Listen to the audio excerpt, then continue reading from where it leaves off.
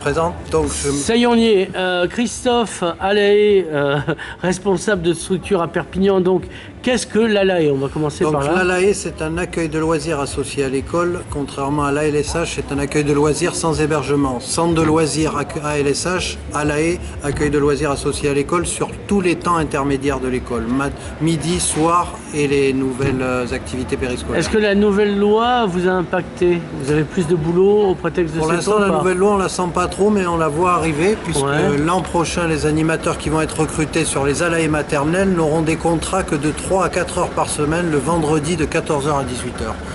D'accord. Alors, qui paye, qui organise, qui gère? Parce que c'est découpé.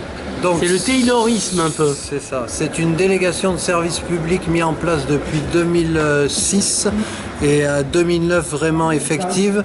Et cette délégation de service public, c'est une délégation des structures ALAE et ALSH de la ville aux associations d'éducation populaire.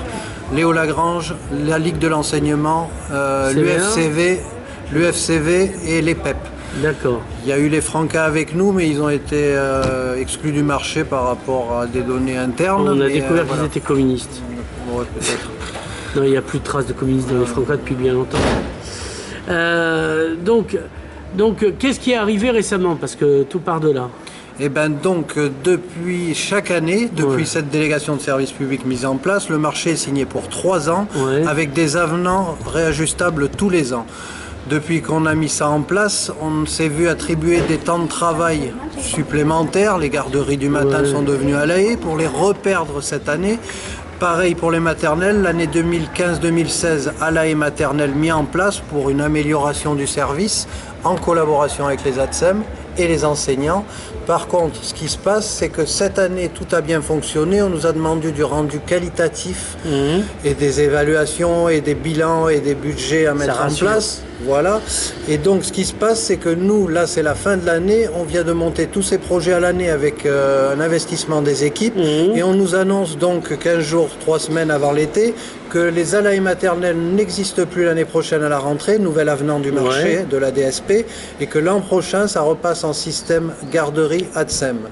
L'élu et les élus proposent, eux, que le service va être le même, la qualité sera la même, avec des personnes qui ne sont pas formées à l'animation, qui sont formées pour... Donc ceux qui ont eu le contrat à votre place, qui sont qui? On n'a pas eu le contrat à notre place, on l'a perdu, et donc les personnels ALAE vont être remplacés par des ATSEM supplémentaires sur ces temps-là. Alors les ATSEM, c'est quoi? Parce que ça a l'air évident. Agents territoriaux spécialistes spécialisés en petite enfance, en éducation maternelle. Voilà, éducation maternelle. Agents territoriaux spécialisés en éducation maternelle. Donc c'est des gens qui bossent pour la mairie? Pour la ville, recrutés par la ville, et qui travaillent en partenariat avec l'enseignant sur une classe, une ATSEM par classe normalement. D'accord. Qui ne sont pas remplacés lors des courtes absences. Donc, alors, du coup, vous avez contracté des gens qui ne seront pas mobilisés, donc il va y avoir perte d'emploi. L'an prochain, les associations d'éducation populaire vont perdre tous les animateurs ou presque qui interviennent en maternelle. Je dis bien presque, puisqu'il y a certains qui sont à l'ancienneté, vont essayer d'être basculés sur d'autres postes, mais ils vont perdre tous les animateurs qui interviennent en maternelle à partir de l'an prochain. On ne sera là que de 14h à 18h le vendredi. Alors, la plupart qu'on voit là sont des jeunes filles en début de carrière. Ou des jeunes garçons. Ou des jeunes garçons. Des anciens aussi. Ouais, voilà. Il n'y a pas d'âge dans l'animation, ce qu'il y a, c'est qu'il n'y a aucune limite. Et donc ça va les précariser, voire les mettre dans la merde, comme on dit. Soit ils sont en CDD, donc il ne sera pas reconduit, soit ils sont en CDI, c'est-à-dire d'intermittence. Ce n'est pas des temps complets, mais ils pouvaient travailler au moins 10 à 15 heures par semaine. Là, leur contrat tombe à 3 heures par semaine, et les CDI les plus nouveaux, les plus récents, risquent de sauter aussi en licenciement économique. Au passage, ça déconstruit un travail que vous avez mis en place avec les enfants, qui avaient pris des habitudes. Les enfants, les parents, les familles, les enseignants avec qui on travaille en partenariat, tout ce lien qu'on a réussi à mettre en place pendant 1 an pour améliorer l'accueil va tomber en désuétude à partir du 29 juillet. Alors, la question qui se pose, c'est quelle raison justement, on arrête ces contrats-là?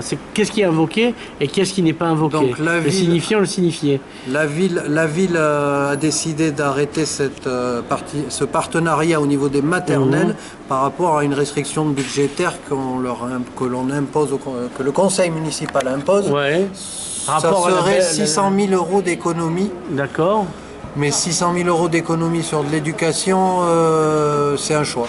Maintenant, ce n'est pas énorme pour un budget comme Perpignan, une ville comme Perpignan. Je pense 600 000 euros, c'est pas ce qu'il y a de plus énorme, ce qui a dû coûter le plus cher. Mais faire ce choix sur l'éducatif de restreindre les budgets, on verra où ça va nous mener. Mais on sait très bien qu'en ce moment, on a besoin de liens d'éducation au plus jeune âge pour arriver à cadrer les enfants quand ils grandissent et qu'ils deviennent ados. On n'intervient pas sur le temps des ados, seulement en maternelle élémentaire, mais c'est déjà un travail qui permet à l'enfant de se construire différemment pour son adolescence. Oui, c'est un point de vue de la République sur quel projet est là ou pas. Et en fait, au prétexte de l'argent, ils abandonnent le projet républicain. Voilà, et puis la prévention, on travaille sur du préventif et de la mise en place de valeurs, la valeur citoyenne, éco-citoyenne avec les enfants, même en maternelle.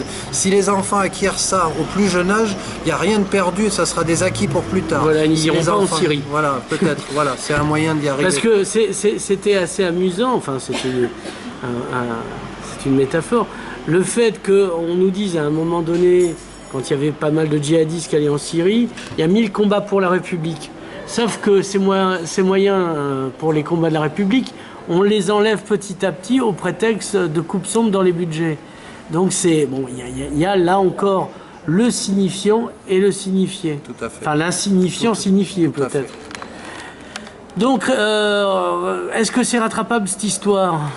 Donc les avenants devaient être signés par les associations d'éducation populaire et rendus au plus tard le 27 juin, c'est-à-dire lundi. Nous avons écrit le 17 juin quand nous avons mis en place le mouvement de grève et d'action en ville et sur les structures. Nous avons mis en place un statu quo pour l'année prochaine, que tous les acteurs puissent se réunir et mettre en place la meilleure façon de fonctionner pour l'année d'après. Ce statu quo, on a envoyé un courrier le 17 juin au maire en demandant une réponse avant le 23 juin pour anticiper la signature de l'avenant. On est un peu le 23 juin, non ? Nous n'avons eu aucune réponse, ni négative, ni positive, ni autre chose. Alors que ça aucune coûte rien, réponse. Non. Et un mail non plus, à peu près. Ça économise du papier. Est-ce qu'il ne jouerait pas le pourrissement ? On pense qu'on joue à l'épuisement ou vivement l'été pour que les gens aient fini leur contrat et qu'à la rentrée ils soient 2 fois moins nombreux. Voilà. On ne pourra pas agir de la même façon. Comme ils ont tué l'école des Beaux-Arts. Parce que ça y est, elle est fermée. Voilà, mais c'est dans la même logique. Hein, c'est des services de proximité qui disparaissent. De même, les centres de loisirs sur le nouvel avenant, jusque-là, nous avions à peu près 4 ou 5 structures primaires et maternelles par association d'éducation populaire. À partir de la prochaine rentrée, les petites vacances, les structures vont être regroupées sur 2 structures. C'était une seule structure cette année avec des fréquentations de 65 maternelles sur un centre de loisirs. C'était presque intenable pour les enfants. Les adultes faisaient de leur mieux, mais c'est pas la solution. Donc ils ont réfléchi, l'année prochaine on peut ouvrir une autre structure primaire et maternelle. Par contre, il y en avait 5 d'ouvertes par association, il n'y en aura plus que 2 par chaque période de vacances par association. Ça fait 3 x 4, 12 structures qui vont rester fermées avec les personnels, directeurs, adjoints et animateurs référents qui vont aussi se retrouver peut-être sur le carreau. Alors quid du soutien des parents ? Parce que les enfants ne sont pas orphelins. Non. Donc, est-ce qu'ils vous soutiennent ? Parce que ça les aide un peu, moi je dis ça. Les parents sont avec nous, mais le problème, c'est qu'eux, ils travaillent. Donc, si on leur propose un système d'accueil de leur enfant, ils peuvent être regardants sur la qualité, mais du moment que le service est proposé, ils peuvent s'y tenir. Par contre, nous, ce qu'on proposait et ce qu'on a réussi à mettre en place, ils le savent, c'est le lien et toute cette ouverture. Par contre, les parents nous ont soutenus au niveau des pétitions, mais ils viennent pas manifester, ils travaillent. Comprendre qu'ils ne sont pas avec nous. Non, mais au rythme où ça va, ils seront tous au chômage, donc ils pourront manifester avec vous. À savoir que les ATSEM qui nous ont accompagnés aussi ont subi quelques petites pressions internes. Quand on parle de pression, on ne parle pas de bière de demi. Hein. Non, on parle plutôt au litre la pression. Il y a du flash mob. Bonjour. Bonjour. Après cette courte interruption, nous reprenons l'interview.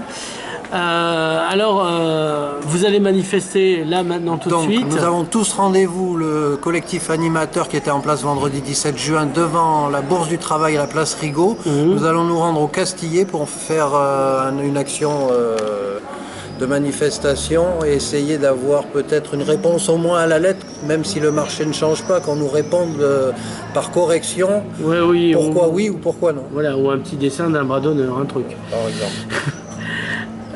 Écoutez, merci. On se reverra après pour la suite de vos aventures. C'est ça, merci et rendez-vous à la saison 8.